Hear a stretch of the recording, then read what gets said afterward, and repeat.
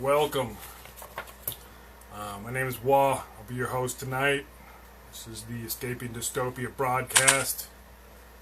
Trying to get out of this. You know what I'm saying? Today is July 20... Sorry, man. It's been crazy down here, man. There's a lot of stuff going down. It's episode 60, July 18th, 2018. Our man in Helsinki.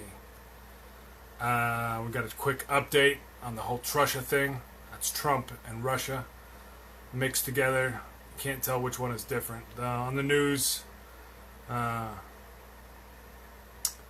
turns out that a lot of stuff went down. A lot of stuff. On the news side, the Ministry of Defense of the Russian Federation is ready for practical implementation of the agreements reached between Russian President Vladimir Putin and U.S. President Donald Trump in the sphere of international security achieved at the Helsinki summit.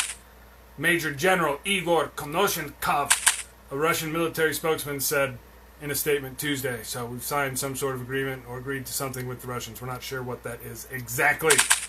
NATO. Crapped all over NATO. That's what we did. That's what they get. NATO's gone.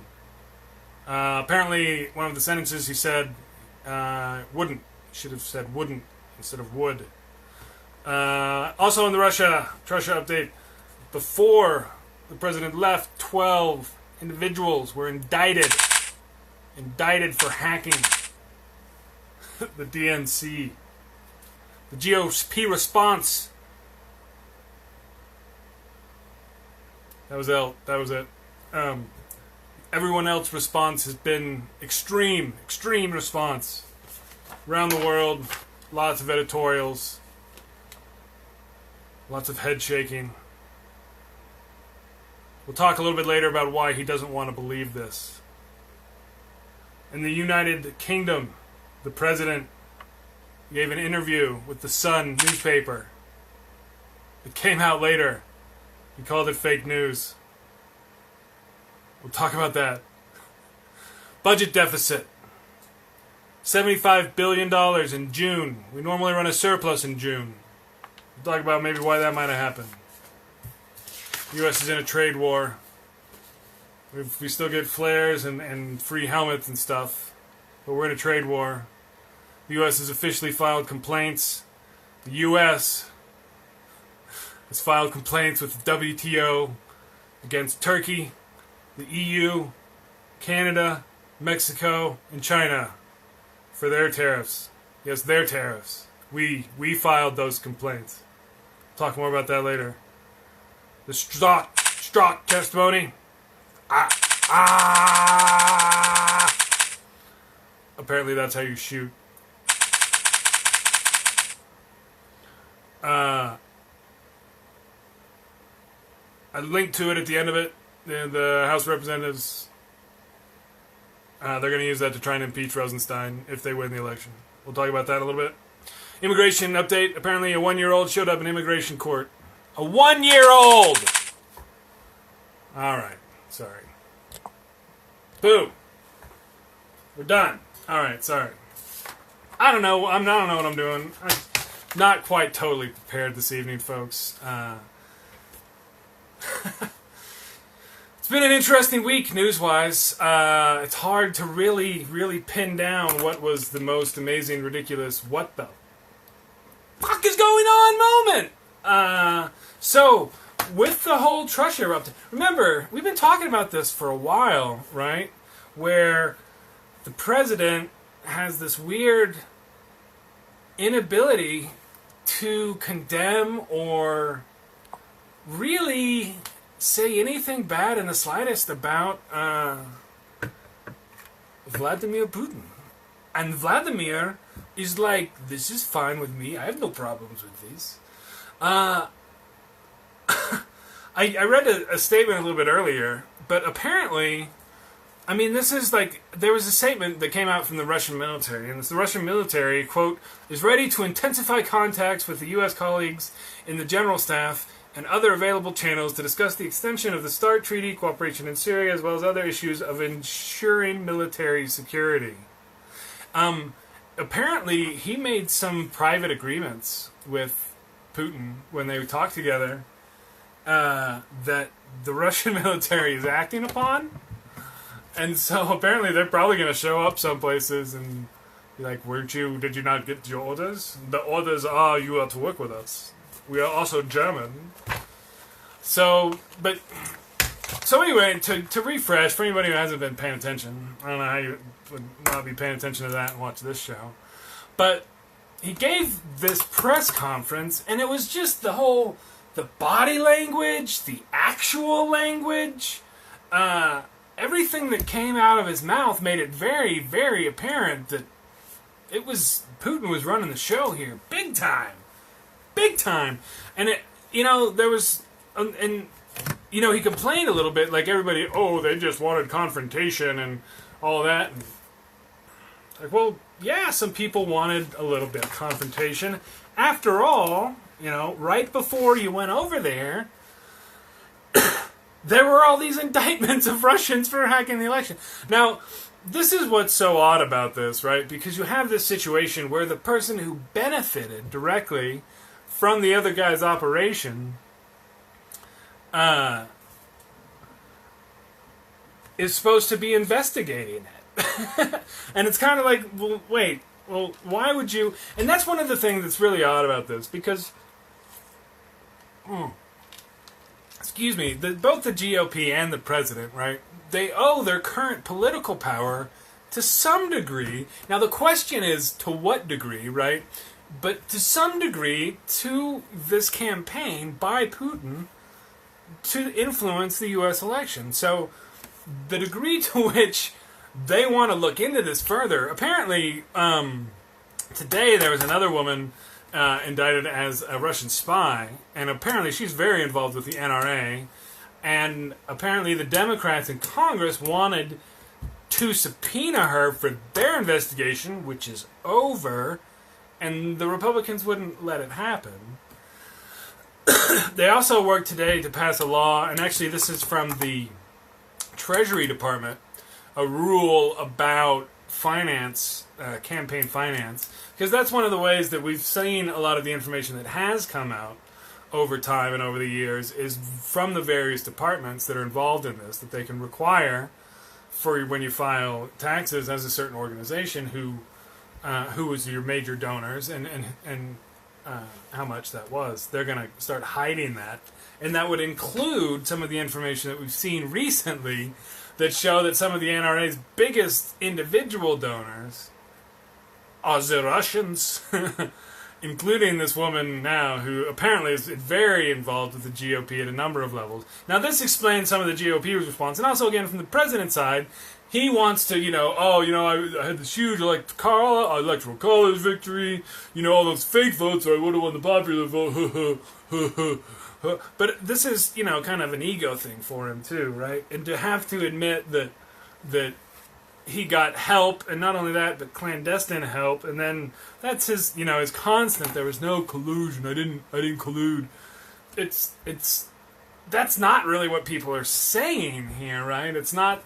And to be fair, to be extra super fair, it's actually a really hard line to walk, right? Politically, where, and I don't know that there is an example of anybody who's done it before or ever, but you have a situation where a political adversary has decided that one of the best ways to hurt the country is to get you elected, and then that works, and now you're in charge.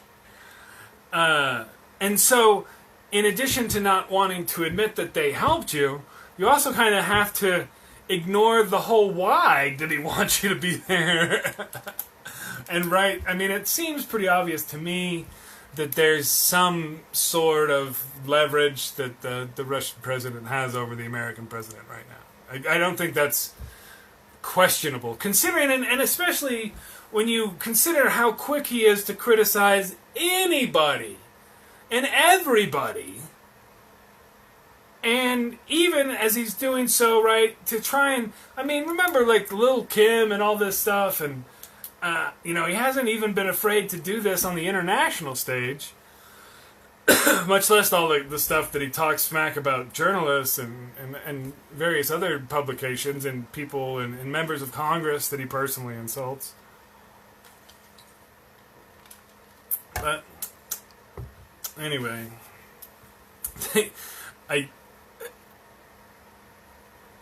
he came back and said, I got one word wrong. And that's one of the things. This is probably one of the more insulting things about this situation. To come back today and be like, well, you know, I got a word. There's a word that I got wrong. What? No.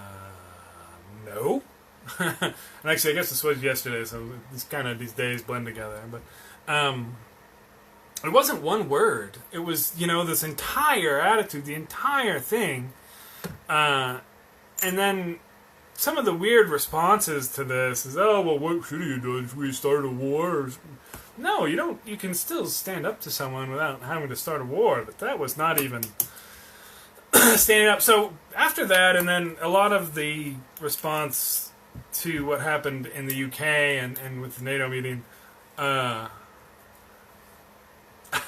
lot of the world has thrown up their hands really, really pretty hardcore at this point. This goes back to, again, the overarching theme that I've been talking about, that part of this is an intentional to do an international realignment. When that comes around, it's going to get nasty. That's why I was reading that thing earlier today, and I'm curious to see where this is going to go on. And the CNN story goes on a little bit further to say that the Pentagon's kind of still reviewing the meeting to see what exactly he did agree to. So I don't know. We'll get there, but it's just the way that it continues to just equivocate, right? And even in these prepared remarks, going with this or somebody else, you know, it gets really, really difficult to to not think there's something going on. And one of the things that I keep saying too is, remember, the idea earlier was that he was going to release his tax returns, right, to prove that he wasn't owned by these people and that he was his own man and he was a billionaire for real, and never did that. And then this stuff keeps coming out over and over and over. So anyway, so got protested about. Some of the protests from the UK were great. We kind of knew this was going to happen. Apparently he tried to dodge all of this. Some guy in a glider, like this gas-propelled parachute glider thing or whatever, flew by when he was going out to golf in Scotland. Apparently that guy got arrested too. But tons of great protests. Good job.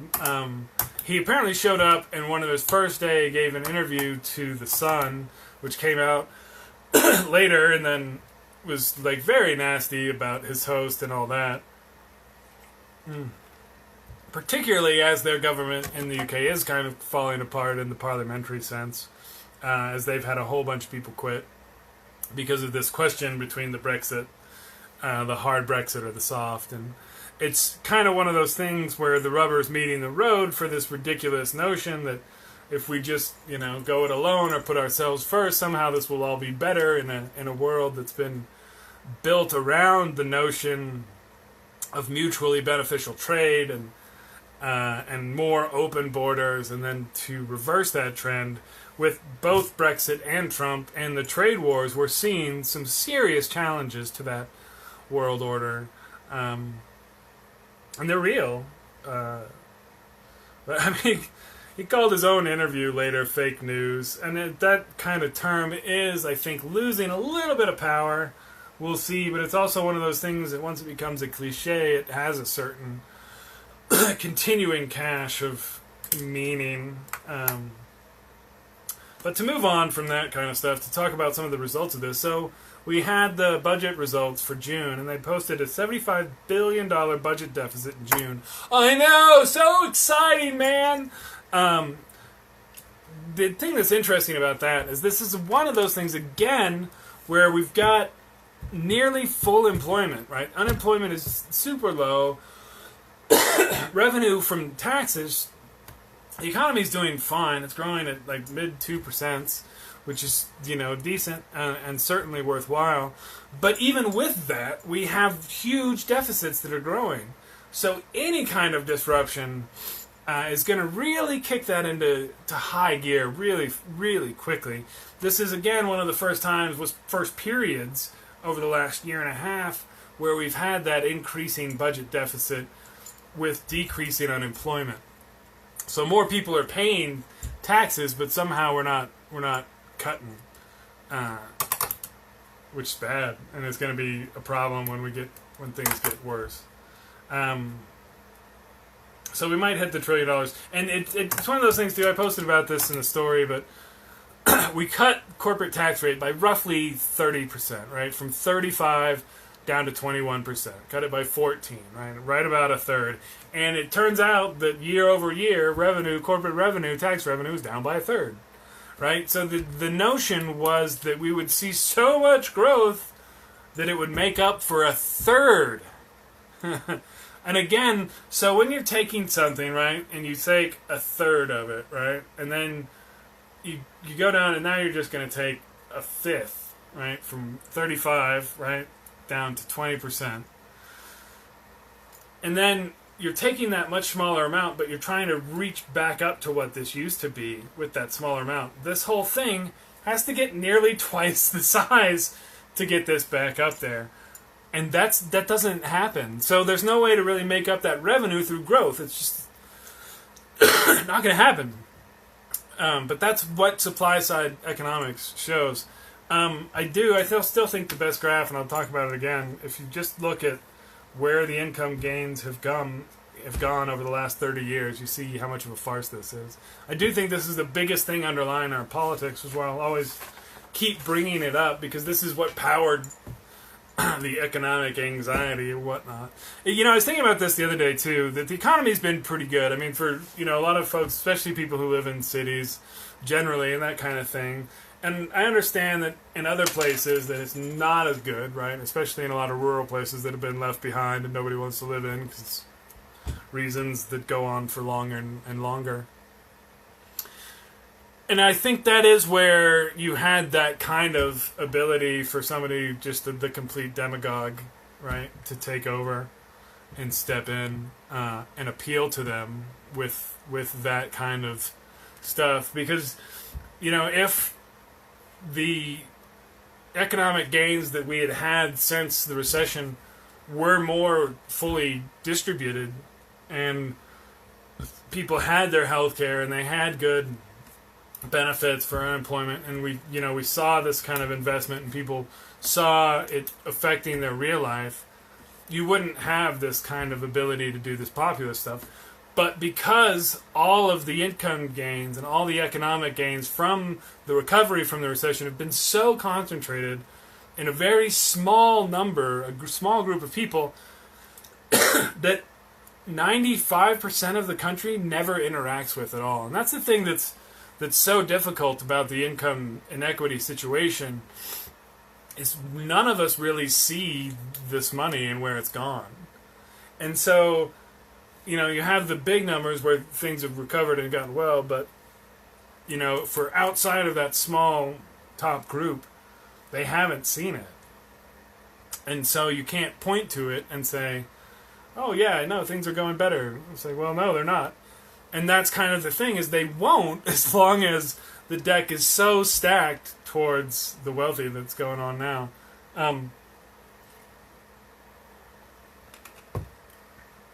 Apparently, they're going to try and pass another round of tax cuts.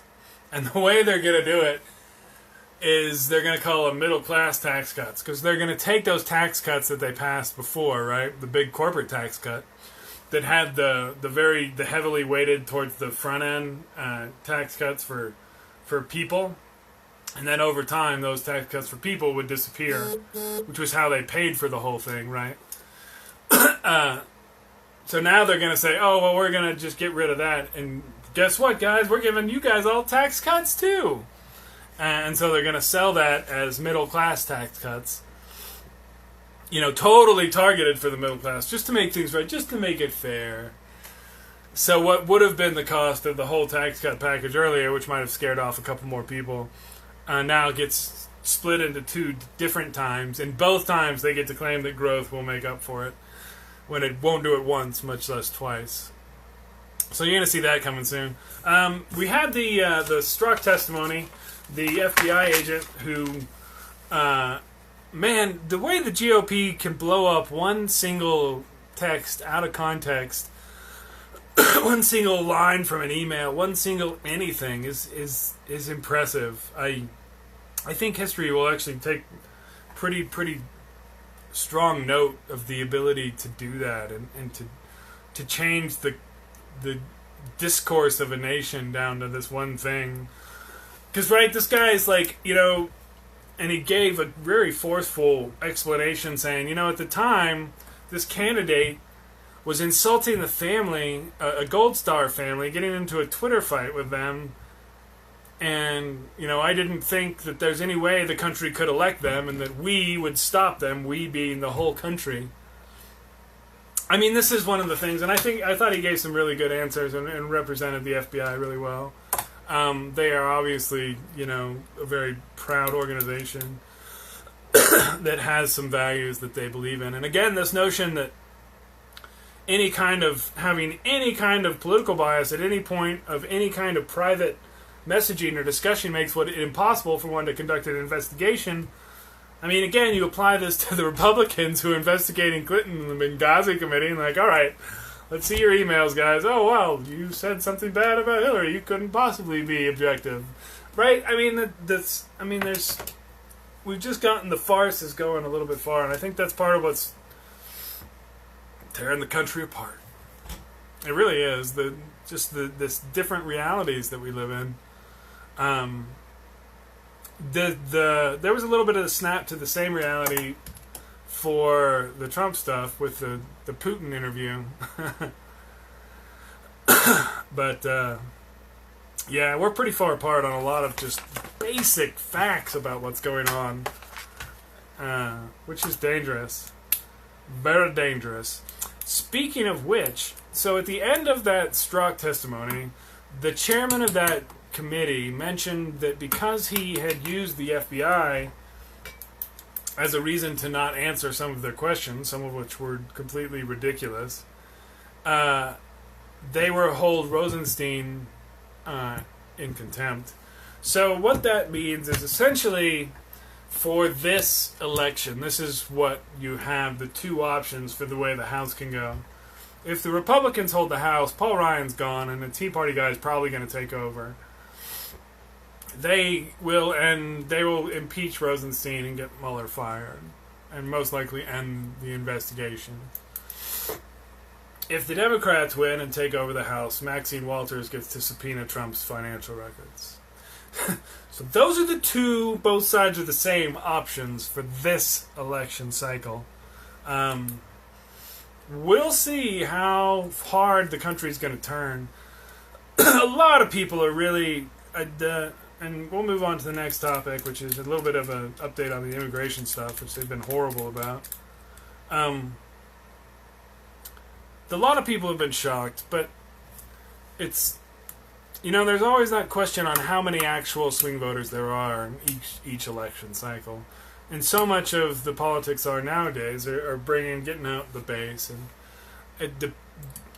determined by factors even more outside of one's control than the way everyone else votes, including some of the gerrymandering stuff and the voter registration things and other things that tend to be skewing the situation. I still think we can fix it through the voting booth. If not, we'll talk about that later. So for the immigration update, I'm going to finish up kind of quick here. Because my voice is hurting still. I don't know. I'm just not really that good a talker, I guess. We had a 1-year-old show up and allegedly defend themselves in court. I don't know if you've had a 1-year-old. I've had 2 so far, and hopefully we'll have another one in about 9 months from now. Or 8 months, I guess. He's getting old quick. They can't talk. And that's kind of one of those things where, I've had these discussions about the immigration situation, and it's hard, again, not to just scream and yell at people because it's so absurd and so ridiculous. But we had a 1-year-old have to show up in court and defend themselves. What kind of country does that? And that's what kind of people decide that that's good policy. And that's the answer is this kind of country and the people who were currently in control, and they need to change. And that is why we spin around and dance for you. I guess, to some degree. Anyway, kind of a little bit of a down-tempo show tonight. I think I might be catching what the rest of the family brought back from H-Town. But thank you, as always, for dropping by. We will continue to broadcast from here in the basement or wherever we find it is necessary. So thanks, everybody, for dropping by. Peace out. I hope you have a great week. And we'll see you again maybe next week, maybe 2. But stay strong. It is that ridiculous. It really is. It's over the top ridiculous. The way we fix it from here is voting. So make sure and vote. Make sure you're registered, and make sure you get everybody you can to go vote. Do a show. Do something. Let's fix this. All right. Peace out. Y'all have a good week. Good night.